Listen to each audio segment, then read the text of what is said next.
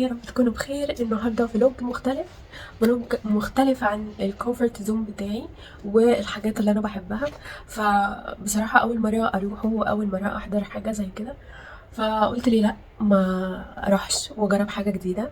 واحنا في الحياه دايما لازم نجرب حاجات جديده، ولازم من ضمن التجارب دي ان انا ما روحتش بصراحه قبل كده سبورت ايفنت. فدي كانت بالنسبه لي اول مره ان انا اروح. بما إن بصراحة الرياضة مفيدة جدًا للجسم، مفيدة جدًا للصحة النفسية والصحة الجسدية، لإني أنا لمّا جربت الgym حسيت إن أنا نفسيتي بقت أحسن بكتير، جسمي بقى أحسن بكتير. بجد يا جماعة الرياضة بتفرق جدًا، جدًا في حياة الإنسان بتحسنها. في games guard، في games بنتنطط فيها، بنلعب فيها، بنجري فيها. فدي حاجة حلوة جدًا، يعني بتخلّي الشخص كده ينسى كل الresponsibility بتاعته أو المسؤوليات بتاعته، وبس إن هو يلعب وإن هو يتنطط وإن هو يفكّر. الcard games دي بيخلّي الواحد بيشغّل دماغه أكتر. وريت لكم يا جماعة وصورت لكم الفلوج ده ثانية بثانية، وريتكم على قد ما أقدر الactivities اللي إحنا عملناها، والأجواء كانت جدًا لذيذة وحب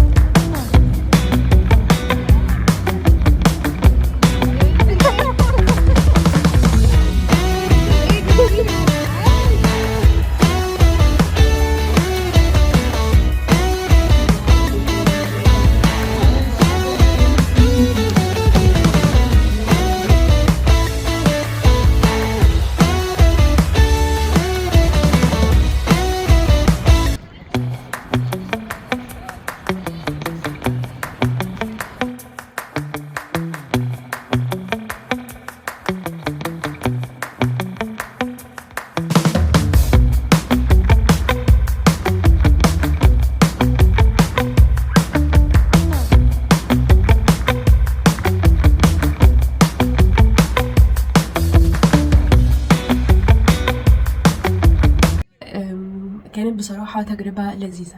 فلو حبيتوا ان انا اعمل لكم sportive events تانية احضرها تانية واشوف مثلا حاجة مختلفة عن اللي انا عملته، ممكن نركب عجل مثلا، في ايفنتات بتاع عجل، في ايفنتات بتاع جري، في في حاجات كتيرة جدا.